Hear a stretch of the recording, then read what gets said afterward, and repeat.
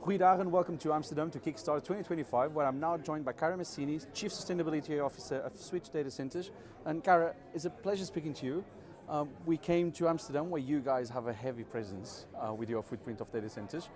Before we go into your portfolio, let's talk about dynamics of sustainability and how everything is shaping up in Europe in 2025.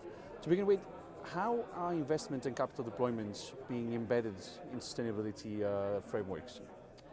Well, so for a data center operator like us, operating at the moment mostly in the Netherlands, in and around Amsterdam, with active development projects, sustainability is at the core of what we do. It's a foundation of design, of build and operations, and finance actually, because these days financing data centers is a lot about sustainability. You won't get the money if you don't have a green strategy. Yeah. So therefore it is key to our business, to our long-term business, and to the planet obviously. So yeah, very, very important. When you look into carbon footprints, I mean, there's a tremendous demand for data centers at the moment. We just heard this morning at the conference that the industry is probably not going to be able to keep up with demand. And for the first time, we're going to go to under double digits in terms of availability rates across the continent, including Amsterdam, including the Netherlands. Yep. How do you balance this massive demand with keeping the carbon footprint down? Because sometimes the easiest way would be let's just get it done and then we'll deal with the problem after. But that's just not how it works, especially in Europe, the land of regulation. Yeah. How do you balance demand versus carbon footprint? Well, so current footprint is all about reliability and stability. So that is an operation that you have in place. Whereas development is much more about acquiring land, the power, and all that. We'll talk about that later, I suspect. And so those are different teams. So you need to have both inside of the company to be able to both develop and operate. Switch designs, builds, and operates. So we have a big team that works on sustainable design, getting the permitting done, the very strict zoning codes nowadays around here and across Europe, and all of that in balance with the demand of the customers who want capacity today, and they're just no one wants to wait a little demanding. bit. Whereas, so it's all about making sure that you have a flexible modular design that you can sort of build when they, when people ask. But then you need to have a portfolio of opportunity around the geographic area that you operate in. So we do all of that, making sure that we have land and power available, that we have teams to do the zoning and the designs, and then once we get to a point where we can actually hand over to operations, make sure that we have the team there to take it on. Have you had to change your designs too much on the back of everything that's been happening in the last 16, 18 months with all the AI advancements? Like some companies have had to go back to the drawing board, like we need to change our design to cope with what's coming. Have you guys also had to reconsider some of your designs from a sustainability perspective? Well, yeah. To make it even more sustainable? Both actually. So both from a sustainability perspective as from a density perspective. And they go hand in hand in our case. So what we do is when we get those customer requests on increasing the power density and making things more sustainable, because they also go hand in hand. We tailor our designs to those specifications, but yeah, and the modularity of the design helps with that. So you can increase that those specs and metrics by tailoring that and scaling quickly to deploy. When you look into the industry as a whole, so not just Switch, when you look at the industry as a whole, how would you describe the current state when it comes to sustainability, renewable energy? Do you think we are headed in a good way, in the right direction? Do you think 2030 is achievable? And I'll let you choose if you want to talk about Europe as a whole or if you want to talk about a global market. But what's your take on the current state of the market sustainability is taking? Well, we're in challenging times for sure. I mean, renewables, luckily, are not luckily, but they're being more and more capacities coming online. Solar now is larger than coal nowadays. So there are ways to to acquire those PPAs for your developments. I think we're heading in the right direction. We'll have to see whether we can get to that point that 2030 really is achievable for the whole of Europe. I think some countries are further along than others,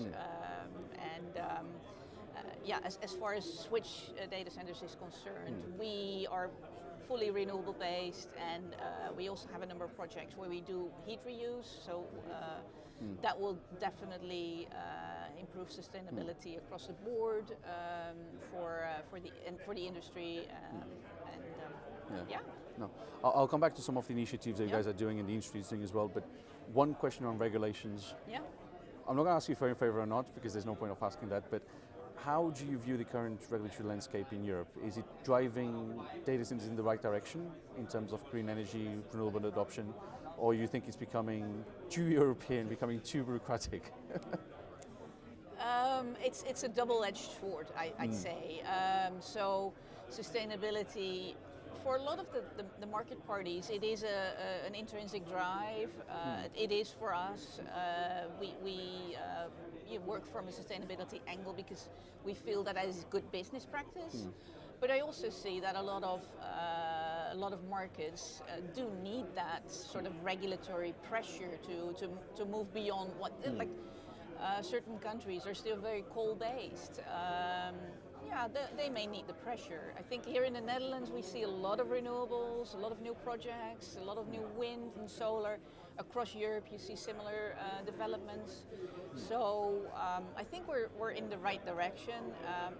I don't think it hurts. It hurts in a... It doesn't hurt to have a sort of driving factor. And I think we can actually show how we do well in terms of a global perspective.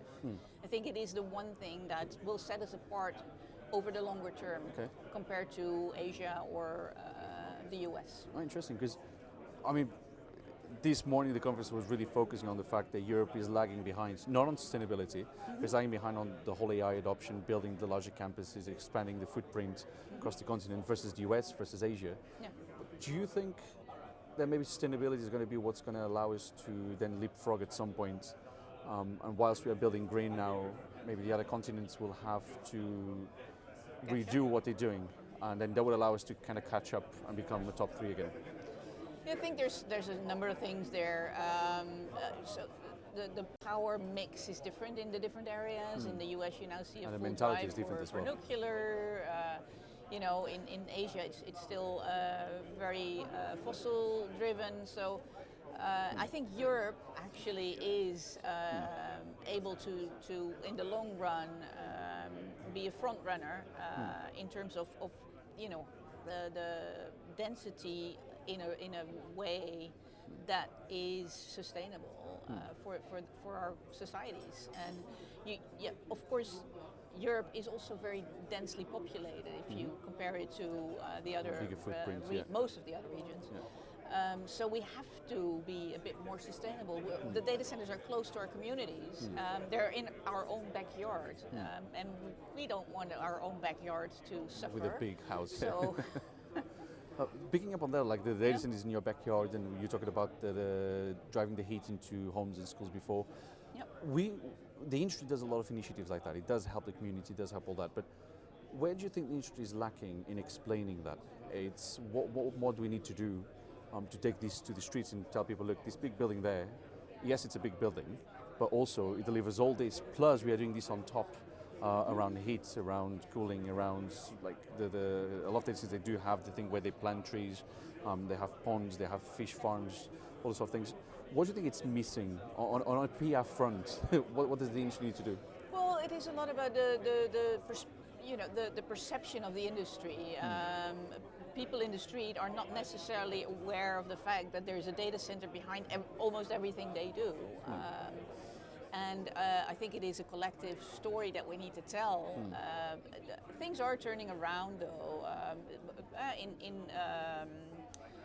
in governments, in institutions. It is becoming much more known that there is a factor that of positive effect of data centers in your own backyard.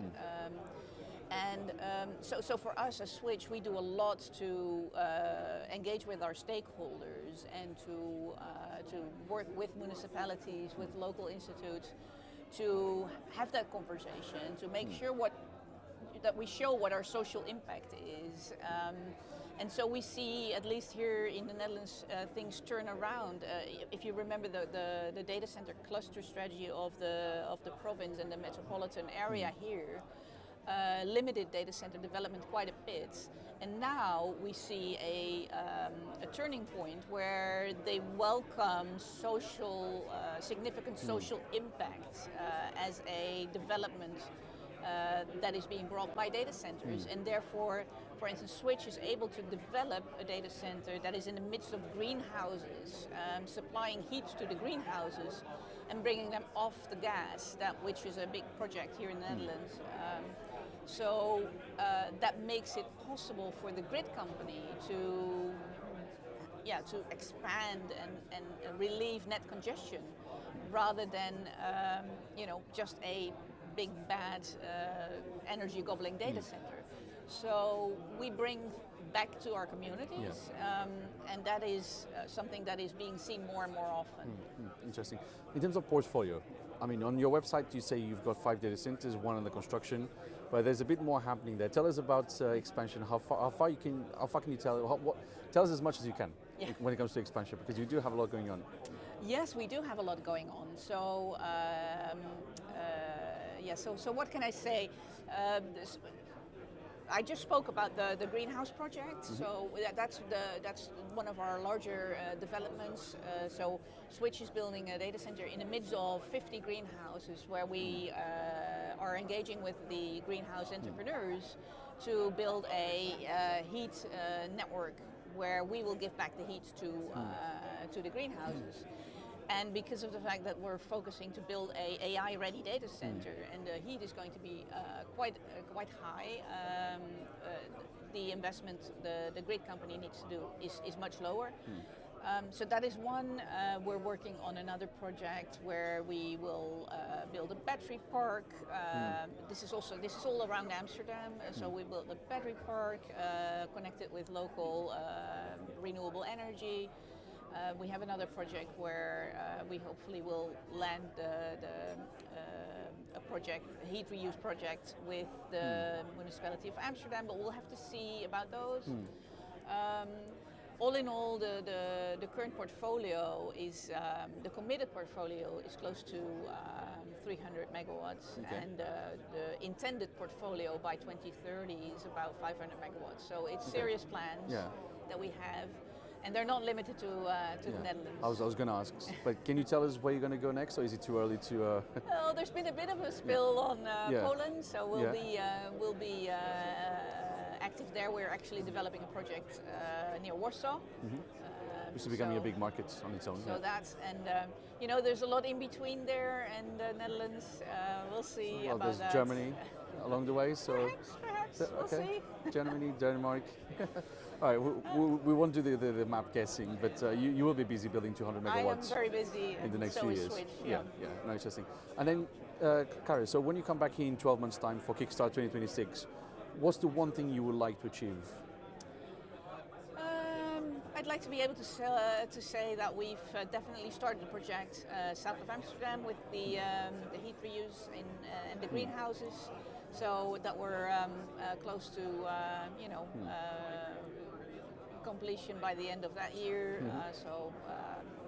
For sure. And a couple of others that we can announce. And last question, I promise. A conference like Kickstart, what does it do for you? What does Kickstart? Why is it important for you to attend this? So Kickstart is a conference where basically networking it's a lot of networking between the data center industry itself, but also energy, land acquisition, parties finance, and capital.